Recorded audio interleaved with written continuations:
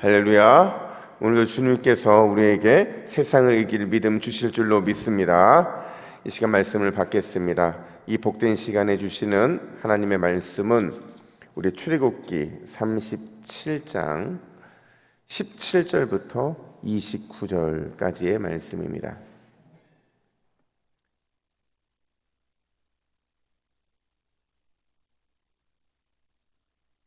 구약성경 140면 출애굽기 37장 17절부터 29절까지 비추고 붙잡으라 라는 제목으로 말씀을 받겠습니다. 우리 17절부터 교독합니다. 그가 또 순금으로 등잔대를 만들되 그것을 쳐서 만들었으니 그 밑판과 줄기와 잔과 꽃받침과 꽃이 그것과 한 덩어리로 되었고 6가지의 그 곁에서 나왔으니 그 등잔대의 3가지는 저쪽으로 나왔고 등잔대의 3가지는 이쪽으로 나왔으며 이쪽 가지에 살구꽃 형상의 잔셋과 꽃받침과 꽃이 있고 저쪽 가지에 살구꽃 형상의 잔셋과 꽃받침과 꽃이 있어 등잔대에서 나온 6가지 6이 그러하며 등잔대 줄기에는 살구꽃 형상의 잔넷과 꽃받침과 꽃이 있고 등잔대에서 나온 6가지 6을 위하여는 꽃받침이 있게 하였으되 2가지 아래에 한 꽃받침이 있어 줄기와 연결하였고 또 2가지 아래에 한 꽃받침이 있어 줄기와 연결하였고 또 다시 2가지 아래에 한 꽃받침이 있어 줄기와 연결되게 하였으니 이 꽃받침과 가지들을 줄기와 연결하여 전부를 순금으로 쳐서 만들었으며 등잔 7과 그 불 집게와 불똥 그릇을 순금으로 만들었으니 등잔대와 그 모든 기구는 순금 1달란트로 만들었더라. 그가 또 조각목으로 분향할 제단을 만들었으니 길이는 1규빗이요 너비도 1규빗이라 네모가 반듯하고 높이는 2규빗이며 그 뿔들이 제단과 연결되었으며 제단 상면과 전후 좌우면과 그 뿔을 순금으로 싸고 주위에 금테를 둘렀고 그 테 아래 양쪽에 금고리 2를 만들었으되 곧 그 양쪽에 만들어 제단을 매는 채를 괴게 하였으며 조각목으로 그 채를 만들어 금으로 쌌으며 함께 있습니다. 거룩한 관유와 향품으로 정결한 향을 만들었으되 향을 만드는 법대로 하였더라. 아멘. 여러분, 만약에 여러분들이 광야에 있는 이스라엘 백성들이라고 한번 생각을 해보세요. 광야에 있는 동안에 우리에게 가장 중요한 게 뭘까요? 이 광야에 있는 동안에 어떤 분들은 충분한 물과 음식이 중요하다고 얘기를 할 겁니다. 또 어떤 분들은 안전한 보호 그리고 안정적인 생활이 그들에게 필요했을 거라고 말을 해요. 또 어떤 분들은 생필품은 반드시 필요하다 이렇게 말을 할 겁니다. 물론 이런 것들을 다 중요하고 이런 것들은 광야에 있는 동안에 다 있어야 하는 것들이에요. 근데 이런 것들 말고 진짜 근본적으로 가장 중요한 건 따로 있었죠. 그게 뭐냐? 그들이 하나님과 언약의 관계를 유지하는 거예요. 어떻게 해서든지 하나님과의 언약의 관계를 유지하면 하나님이 그들이 필요한 생필품도, 그들이 필요한 물도, 그들이 필요한 먹을 것도, 그들이 필요한 안정적인 생활, 이 모든 것도 다 채워주실 것이기 때문에 그렇다는 거죠. 이걸 이렇게 표현하면 어떨까요? 하나님과의 언약 관계를 유지하고 하나님의 백성으로서의 거룩함을 지키기 위해 그래서 그들에게 성막이 필요했다. 그러니까 한마디로 말하면 이스라엘 백성들이 광야에 있는 동안에 그들을 살리는 게 뭐라는 거예요? 이 성막이라는 거죠. 그들을 하나님의 보호하심을 잊게 하게 만드는 게 성막이고 그들을 어떻게 해서든지 안정적인 삶을 살아가게 만드는 게 바로 이 성막이었다라는 겁니다. 그런 관점으로 지금 우리가 다루고 있는 출애굽기 후반부는요, 성막이 하나님이 주신 그 계획대로 잘 건축되어 주고 있는지를 보여주는 데 목적이 있다 할 수 있어요. 성막을 설계도에 맞게 잘 건축하도록 그렇게 하고 있는지를 확인하는 게 바로 출애굽기 후반부였다는 거죠. 여러분, 이 설계도에 맞게 성막을 잘 이렇게 건축하는 그 일의 책임자가 누구였죠? 부살렐과 오홀리압이었답니다. 특별히 여러분 우리가 기억해야 하는 건 뭐냐면 주일부터요, 그러니까 37장부터 이 주어가 부살렐이었다는 거예요. 그러니까 부살렐이 뭘 만들었고, 부살렐이 뭘 만들었고, 부살렐이 뭘 만들었고, 이게 지금 오늘 본문까지 이어지고 있는데, 그러니까 부살렐의 감독하에서 성막과 기구들이 하나님의 뜻대로 잘 만들어지고 있다라는 겁니다. 그래서 특별히 오늘은요, 등잔대의 내용들을 함께 살펴볼 거고요. 그 다음에 분향단, 이 두 가지를 살펴볼 텐데요. 이 두 가지가 우리가 오늘 어떤 메시지를 주느냐. 첫 번째로, 성도는 빛 가운데 살고 빛도 빛으로 살아야 한다. 한번 따라해 볼까요? 빛 가운데 살고 빛으로 살아야 한다. 똑같이 빛이 들어갔지만 서로 다른 거예요. 빛 가운데 산다는 것, 그리고 빛으로 살아야 한다는 건 같은 것 같으면 다른 겁니다. 여러분, 우리가 성소에 딱 들어가면요, 왼쪽 편에 뭐가 있느냐? 등잔대가 있어요. 등잔대의 역할이 뭘까요? 성막을 비추는 거죠. 여러분, 성막에, 하나님이 성막을 만들면서 창문을 만들려고 하셨나요? 아니에요. 성막 안에는 창문이 없어요. 유일하게 낮에 빛이 들어오는 게 뭐냐면 이 성소 전체를 덮고 있는 덮개 있잖아요. 덮개를 똑같은 크기로 두 개로 만들어서 그 두 개를 고리로 연결했거든요. 그러니까 그 사이로 들어오는 빛 빼놓고는요, 절대로 성막에 빛이 들어올 수가 없었어요. 그러니까 그 빛이 들어오게 하기 위해서 필요했던 게 바로 이 등잔대인데, 이 등잔대의 붓을 통해서 사물을 분별하고 또 제사장들이 활동할 수 있게 되었다라는 겁니다. 그래서 여러분, 이 등잔대를 뭘로 표현을 하느냐? 이 등잔대는 뭘 상징하느냐? 빛으로 오신 예수 그리스도를 상징한다, 이렇게 말을 해요. 그냥 만들어낸 게 아니고요, 예수님이 직접 그렇게 말씀하신 겁니다. 요한복음 8장 12절 말씀을 같이 읽어볼까요? 우리 화면 보시고 같이 읽습니다. 시작. 예수께서 또 말씀하여 이르시되 나는 세상의 빛이니 나를 따르는 자는 어둠에 다니지 아니하고 생명의 빛을 얻으리라. 아멘. 예수님이 자신을 향해서 세상의 빛이래요. 과거에 이 성막을 비추었던 그 등잔대의 빛처럼 예수님은 세상의 어둠을 밝히는 빛이다, 참빛이다, 이렇게 말씀하고 계신 거거든요. 여러분, 빛이 비춰질 때 어떤 일이 발생하나요? 빛이 비춰질 때 어둠이 싹 물러간다, 이런 표현을 하잖아요. 그러니까 저희도요, 이 본당에 그냥 퇴근할 때 저는 늘 한 번씩 본당을 열어보는데, 열어보면요, 아무것도 없어. 깜깜해요. 일부러 이렇게 내려가기도 하거든요. 내려갈 때 여러분, 그냥 불 안 켜고 내려가잖아요. 그러면 여기저기다 부딪힙니다. 안 보이니까. 하지만 이 핸드폰 불로 잠깐 비추어 놓으면 그 빛이 길을 보이게 하는 거죠. 그러니까 이게 무슨 얘기냐면, 빛은요, 반드시 어둠을 물러가게 해요. 그리고 우리에게 갈 길, 생명의 빛을 임하게 한다라는 겁니다. 이거를 그냥 들으시면 안 되는 게요, 이게 어떤 의미냐면, 여러분, 절대 스스로 어둠을 물리칠 수 있는 힘이 우리에게 있다 없다? 우리에게는 없다는 거예요. 스스로 죄의 그늘과 죄의 어둠에서 벗어날 수 있는 존재가 아니라는 겁니다. 누가요? 우리가 그런 존재라는 거죠. 그러니까 예수님이 빛을 비추어 주실 때 비로소 어둠을 이기고 우리는 빛으로 나아갈 수 있는 자들인 줄로 믿습니다. 그러니까 우리는 끊임없이 빛 가운데 살아야 되는 거예요.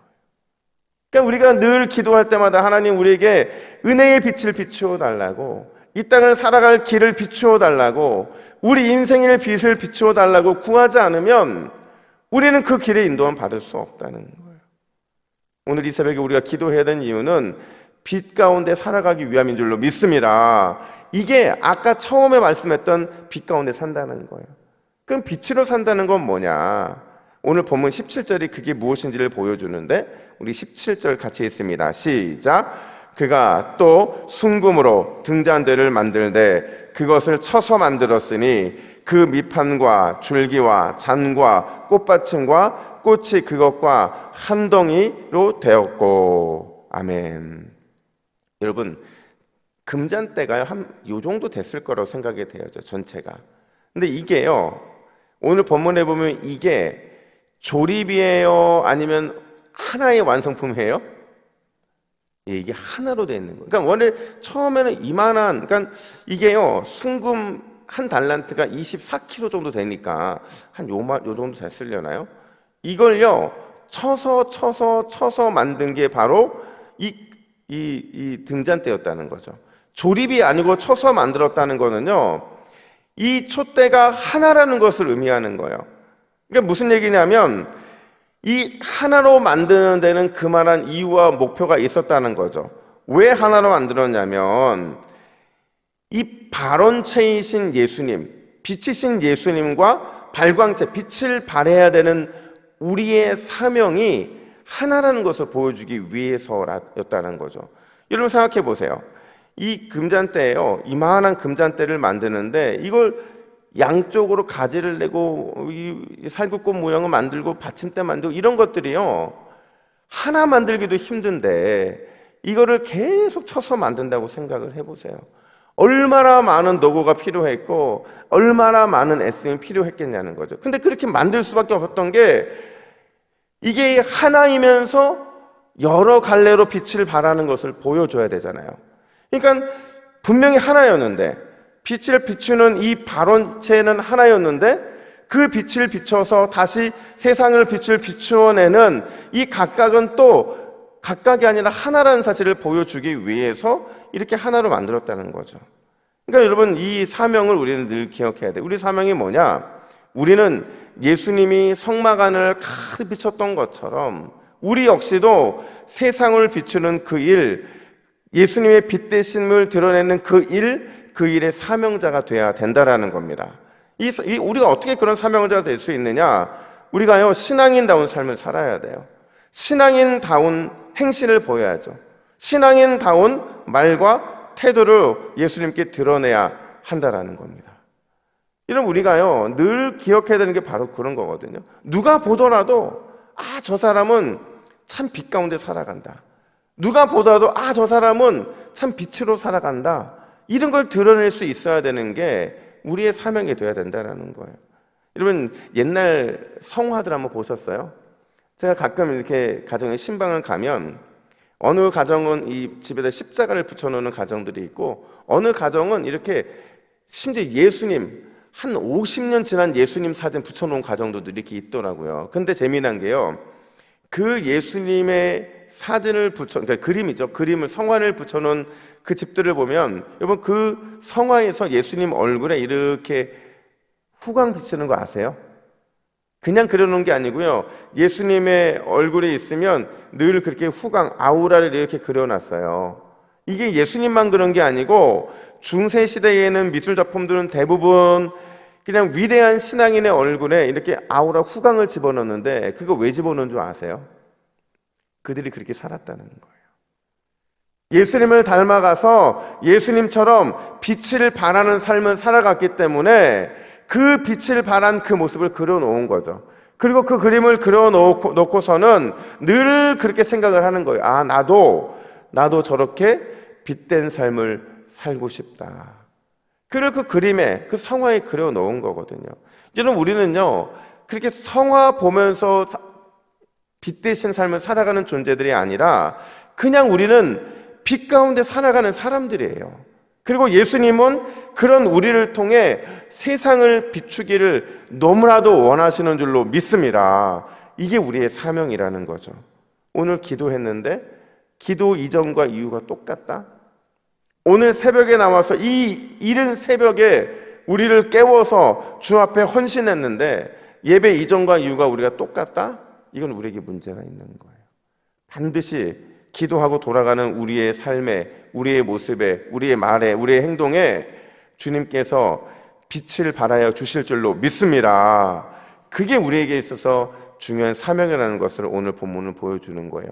오늘 예수님의 빛을 가득 받아서 여러분들의 착한 행실과 온전한 믿음과 신실한 태도로 세상을 강하게 비추시기를 예수님의 이름으로 축복합니다. 뿐만 아니라 두 번째로 뭘 말해주느냐? 성도는 담대히 하나님의 임재 앞에 나아가야 한다라는 거예요. 하나님 앞에, 하나님의 임재 앞에 담대히 나아갈 수 있다는 거죠. 여러분, 성막에 들어가면 이 정면에 딱 보이는 게 있는데 그게 뭐였냐면 바로 분향단이었어요. 이전에 제가 분향단을 설명하면서 그 역할을 뭐라고 말했냐면 하나님의 임재를 상징한다 이렇게 말씀을 드렸어요. 그래서 이게 하나님께 올려지는 기도를 보여준다고 제가 말씀을 드렸습니다.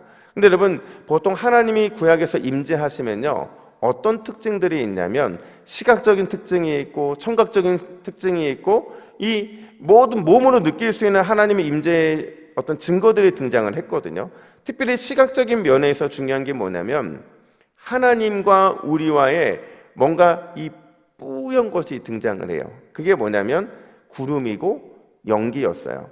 왜 구름과 연기가 필요했냐면 거룩한 이 하나님 앞에 인간의 이 연약함, 인간의 죄가 드러내지 않게 하기 위한 장치가 바로 구름과 연기였거든요. 그러니까 신의 산에 구름과 연기가 빽빽했다는 것은 인간과 하나님 사이에 구별이 되어진 거죠.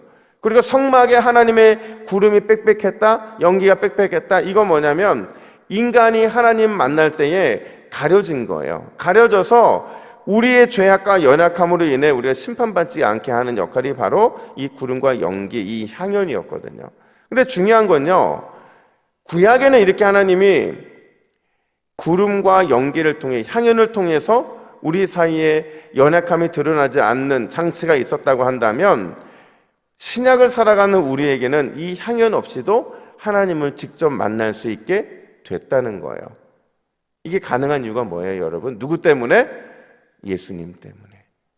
예수님이 우리의 죄의 문제를 해결해 주셨기 때문에 이제는 더 이상 이 향연, 구름과 연기 없이도 주님을 만날 수 있는 거죠. 무조건 예수 그리스도를 통해서만 하나님께 나아갈 수 있고 그분을 만날 수 있게 되었다라는 거예요. 우리 그걸 25절을 이렇게 표현합니다. 25절 화면 보시고 같이 읽습니다. 시작. 그가 또 조각목으로 분향할 제단을 만들었으니 그 뿔들이 제단과 연결되었으며. 아멘. 여러분, 이 뿔들이 굉장히 중요한데요. 성막 기구들의 뿔들이 2개가 등장을 해요. 4개씩 총 8개인데 그 뿔들이 오늘 본문에는 분향단에 있는 이 4모퉁이의 4개의 뿔들을 만들었고, 밖에 나가면 번제단에 4개의 뿔을 만들었어요. 여러분, 이 뿔이 보통 뭘 상징하느냐? 이 뿔들은 예수 그리스도를 상징해요. 그분의 권세, 그분의 능력, 그분의 권위를 상징하는 거죠. 그래서 이 뿔을 잡으면, 그리고 이 뿔에 어린 양의 피를 바르면 우리 죄에 대한 속죄가 이루어지게 되는 거예요. 그래서 이 분향단의 이 향이 결국에는 무엇을 통해서 완성되느냐? 이 뿔을 통해서 완성이 되는 거예요. 예수님, 그분을 통해서, 그분 때문에 우리는 하나님의 보좌 앞에 나아갈 길이 열렸다라는 거죠. 이 말을 이렇게 바꿔보면 어떨까요? 그 길이 열렸으면 우리가 열심히 하나님 앞에 더 나아가야 된다라는 거죠. 이걸 또 이렇게 바꾸면 어떨까요? 제단 뿌리신 예수 그리스도를 날마다 붙잡고 하나님의 은혜의 보좌 앞에 담대히 나아가야 한다라는 거예요. 그리고 우리가 기도할 때 그냥 기도하는 거 아니잖아요. 예수님이 우리의 구원자이심을, 우리의 권세이심을, 우리의 권위, 우리의 능력이심을 붙잡고 그 뿔을 붙잡고 우리가 나아가는 거잖아요. 오늘 이 새벽에 우리의 기도를 들으시고 놀라운 은혜를 공급해 주시는 그 주님의 승리의 뿔을 단단히 붙잡는 저와 여러분 되기를 간절히 축복합니다. 우리 화면 보시고 같이 기도의 제목을 읽습니다. 시작. 주여, 오늘도 우리의 착한 행실, 온전한 믿음, 신실한 태도로 세상을 비추게 하옵소서. 제단 뿌리신 예수님을 붙잡고 승리의 길을 걸어가게 하옵소서. 아멘. 기도하겠습니다. 하나님 아버지, 오늘도 우리가 세상으로 나아갑니다. 우리가 세상으로 나아갈 때 빛 대신 예수님을 가득 안고 나아가서 우리의 착한 행실과 온전한 믿음과 신실한 태도로 세상을 환하게 비추는 은혜의 도구가 되게 하여 주시옵소서. 하나님, 그러하기 위해서 오늘 이 새벽에 우리의 구원에 뿌리신, 제단 뿌리신 예수님만을 붙잡기를 원합니다. 예수님의 그 뿔을 붙잡을 때 그 권세, 그 능력, 그 권위는 나의 것이 되는 줄로 믿사오니 오늘도 그 뿔 붙잡고 승리의 길로 걸어나갈 수 있도록 우리를 인도하여 주시옵소서. 감사드리며 예수님의 이름으로 기도하옵나이다. 아멘.